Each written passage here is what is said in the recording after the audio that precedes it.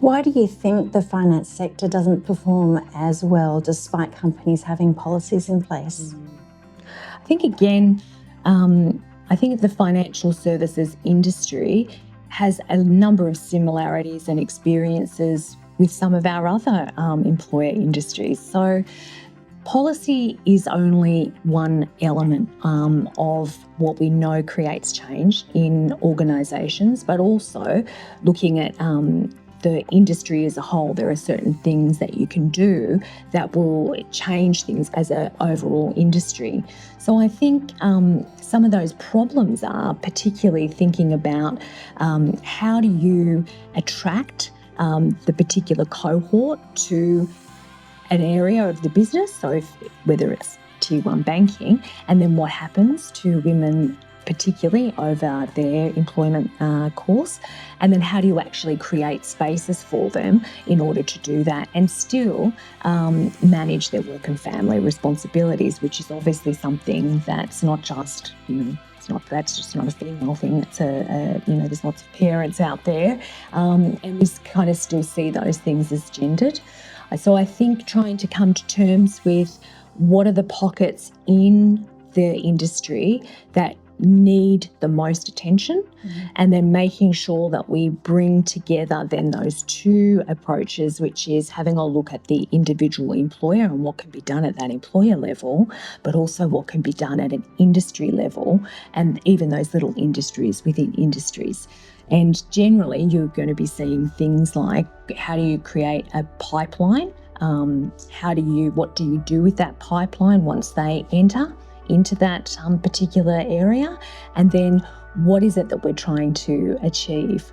And how do we de-gender some of those experiences right across the life course? Private banking keeps coming up for me all the time in my mind. As a positive example? Probably not, no. Yeah, I don't know. Look, and in terms of when we think about private banking and we think about what's the ethos of that, and it's very client based. So the relationship that you foster as part of that occupation, and it's an occupation within an industry, what you're doing is cementing the relationships, and that is key. So what then happens is it's not what we call a high substitution occupation. So they want to talk to Sam. They don't want to talk to the person who is sitting next to Sam or whatever, because they've developed that relationship. So when we see little pockets of industries where there's not a deal of opportunity for what we call substitution, we know that those things are going to be quite resistant to change. So we need to apply a real job design approach to that, and also broader cultural change to help the clients to make that transition. So there's lots of really good information out there on how some particular occupations have done that.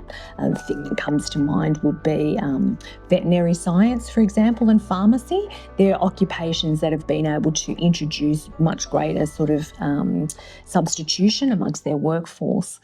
The other thing that I'd say, just thinking about some of the challenges, is not actually private banking as such, it's actually the common challenges that other industries and other sectors face, is because of those relationships and the way that things are built and the way the job is structured. How much of that happens outside of the work arena?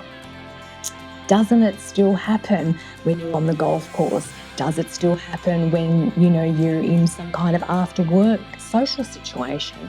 So there we actually start to see some of the barriers to women, in particular in this instance, having access to those networks, having access to that kind of relationship building opportunities. And again, that's a structural issue, the way the role is, that actually enables men who aren't as perhaps tied down in that sense to caring, and it actually can create a barrier for women. Again, common across some other industries.